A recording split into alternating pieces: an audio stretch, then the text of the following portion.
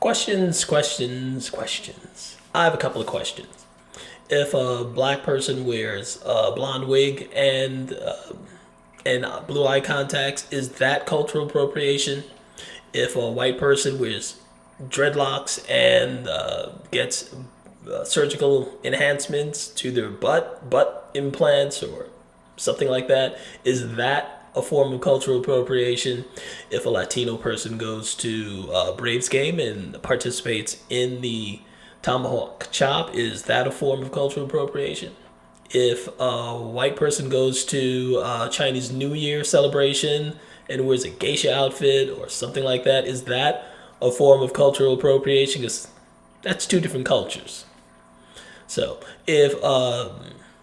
finally, if a young black guy goes to a New York City St. Patty's Day parade, gets drunk, goes to a bar with friends, gets more drunk, then goes at about 3 a.m. to a fast food restaurant, sits across from some cops and almost throws up on him, is that cultural appropriation?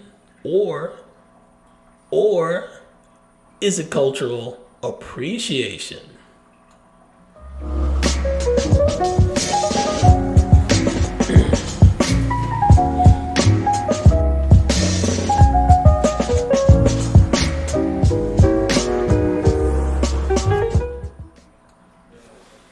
Welcome, all you subscribers out there. Welcome to the Ghetto Sapien channel, and this is Keith. And yep, that was me. When I was 18 years old, I went to a St. Patty's Day parade, got a little wasted, went to a couple of bars after that, and it ended up at a McDonald's and almost, or was it a Burger King? Either way, I went and almost threw up on some cops. And thank God it would have went from cultural appropriation to a felony, but they probably saw enough drunk people in their life to know one was about to like yak up on them, so they got up and left the table. But I didn't throw up anyway, but I certainly thought I was going to. Anyway, so what a way to open up a story, a topic. So this topic is going to be, if you haven't figured it out by now, it's going to be cultural appropriation. And is it a real thing? Why it's become a thing? Cultural appropriation, it's been going on for the longest, and it's not really cultural appropriation. It is, in reality, it's people admiring other traits, other customs, other languages of people, and emulating and adapting them. That's all it really is.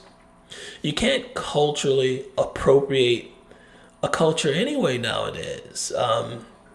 The term appropriate is gives you the idea, connotations of theft, using force, and no one's forcing anything away from someone, and no one's appropriating your hair, no one's appropriating your clothing, your language. They're just emulating it. That's all. And this country is, the American culture is an amalgamation of many different cultures. Everyone participates in it. Colin Quinn has a really good video about like how New York came about, and it's just a mishmash of different cultures: German, Italian, Irish, Jamaican, and it's really wonderful to watch and very funny. But it is a representation of what this country is. It's a mishmash of different cultures coming together, taking the best parts, things that work, different foods, different languages, different clothing, and things like that, and it becomes all part of the American tapestry. It brings us all together because we have something that we could point to, that, yeah, that's, pizza, that's Italian. Italians contributed to the the diet of America, things like that. Jamaican beef patties, those are all wonderful things, I think. But the term cultural appropriation is a way to make that into something negative, and I think the purpose is to keep us split apart and at each other's throats, so the people in charge can keep in power. So it keeps us all off our feet, basically. And when you really think about it, again, what we consider cultural appropriation is not even culture. So the word is just utterly nonsense. Let me give you an example. I just have a couple of slides here that shows you it's not really cultural appropriation. To wear, if a black girl wears a blonde wig, she's just wearing a blonde wig. She's not stealing anyone's culture. It's just something she admires. Here's another example. This one's she wearing, she has her hair is dyed and she has blue contacts. And again, it has nothing to do with culture. And this lady, very nice dark skin and stunning blue eyes that aren't hers. And, well, they are hers now. She paid for them. Not cultural appropriation. Here's, looks like a Caucasian or a white woman has had lip augmentation, like injections or something to make her lips more full, and looks perfectly fine. Nothing to do with culture. Okay, this is a little overboard. No, a lot overboard, but again, it's not a cultural thing. She likes full lips, so she got them. This is Kim Kardashian, who claimed she didn't get that her butt cheeks are hers, maybe because she bought them, but they don't quite look real, but it got her money in her back pocket. So, she's famous for her butt, and it doesn't matter if it's real or it has more silicone than aisle 3 at Lowe's. So, whatever works, whatever's clever, good for you, Kim. Next, we got Madonna, who went way overboard. The woman's like in her 60s. She decided to get butt implants, and it looks like stage 4 cancer. So, good luck with that. And this is more, I would say, if you want to say it's cultural appropriation, at least you could kind of say this might qualify, even though, again, I disagree with the whole term. This is Katy Perry wearing a geisha outfit. She looks perfectly fine. I don't think Asian people, Japanese people in particular, are upset by this. And this is Beyonce wearing Sri Lankan or just some East Indian looking outfit. I think she looks beautiful. It's a nice looking thing. I know that's not black at all, but who cares? It looks fine, and I'm sure that's why she wore it. I think Katy Perry looks perfectly fine too, but I didn't say that before. Okay, this is like a costume. This isn't really Native American. It's more like a cartoon version of one. It's a blonde woman wearing it, and she looks fine. I don't think anyone's going to lose their collective crap over this. I don't know what the heck this is. It looks either Indian or African or something. But I don't think it's native to whatever she is. She might be Swedish, she might be American, but she looks like she's having a good time. More power to her. Again, this is all just embracing different cultures. There's nothing wrong with it. This guy, at first I thought he might be a white guy, but looking upon second look, I think he's the one guy actually isn't quote unquote culturally appropriating anything, but I think it was a J. Crew shirt that threw me off. So more power to you, bro. And this was me when I was drunk. No, really, it's actually Lori Lightfoot. She looks like a black leprechaun. She is at St. Patty's event in a Scottish outfit, and I don't know what the hell's going on with this. This is just utterly ridiculous, but whatever. I guess it's to distract from the horrible job she's doing as a mayor. Again, none of that's really, all kidding aside, none of that's really cultural appropriation, because the first couple they're just really, they're genetic traits that are being admired in that case. Like blonde hair, blue eyes has nothing to do with culture. You could be Swedish or Italian and have blonde hair and blue eyes, and you're from two completely different cultures. It's just, again, people embracing what they admire, and what people admire tends to tell you about what they value. So, and that's where this takes a little more of a serious tone. I think the things that the people that the black community are lifting up, not appropriating, but it's indicative of certain parts of the black American culture. They're lifting up the wrong people, in my opinion. For example, everyone's heard around the world, most likely now, of George Floyd. He wasn't known for the life he led. He was known for his death. And that's terrible. Bad for him. He didn't deserve to die for what he did. He wasn't a murderer or anything like that. He didn't deserve a death sentence. But he was a criminal, and he understood that, or at least he should have, that when you enter in criminal activity, there's always a risk of losing your life. Resisting, you're going to run into the cops or you're going to run into your rival. So either way, you're dealing with folks with guns. And when you live in that lifestyle, getting shot is a high possibility. You can avoid getting shot by the cops or choked out by the cops if you just don't resist arrest. Basic civics class should tell you that the police aren't there to adjudicate your case. They're not there to argue with you. They're either there to arrest you or let you go. But once the arrest process starts, you might as well go through with it, because the argument that you might have is best heard by a judge, not by a guy with guns. That's when you just give in. That's what he should have done.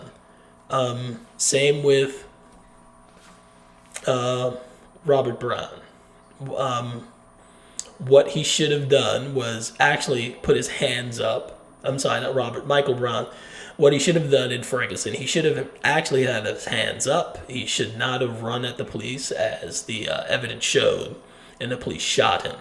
He was a big guy. I mean, this is a nice photo of him in high school, I imagine. But again, he lived a life of crime, and this is what happens. And what it does, it shows that a lot of political movements, left-wing political movements, they benefit from dead black men. That's terrible.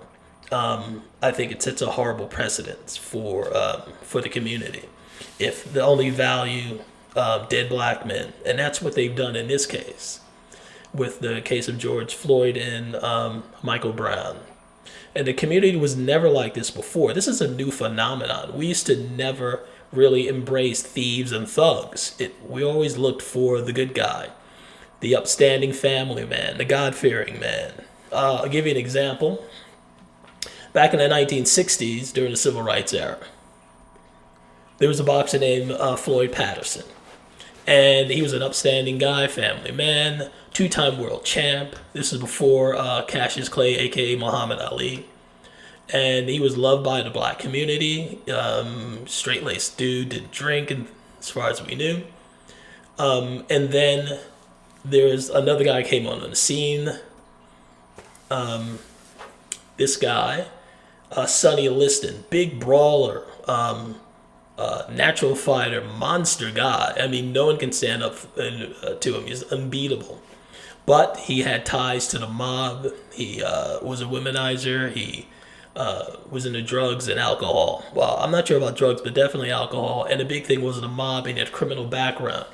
And in the 1960s, you got to remember, the image of the black community was very important. This is when the black community was fighting for civil rights in the 1960s.